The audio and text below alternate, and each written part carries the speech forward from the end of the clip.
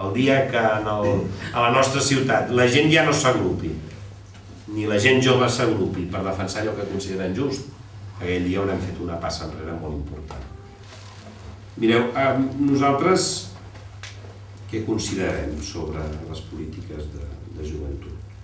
Sense poder determinar una política universal, a partir de la qual és molt difícil després marcar límits, sí que haurem de fer algunes passes més per fomentar associacionisme des del suport infraestructural. Les coses a vegades necessiten algun aixopluc, algun àmbit on tu poder desenvolupar la teva activitat.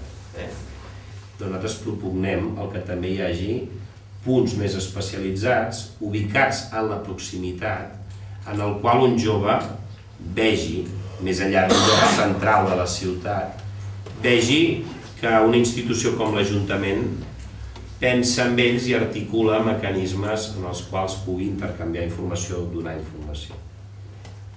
Equipaments juvenils, fàbriques per la creació i després una determinada política d'ajuda a que tothom trobi el seu àmbit on poder treballar. Escolta, llavors hi ha el repte de l'habitatge.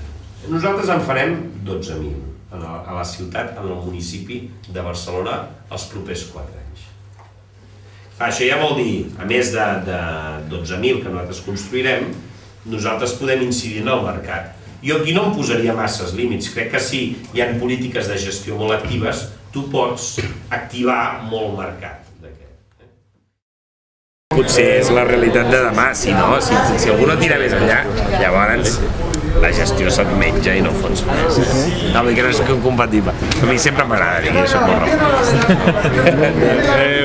Adéu,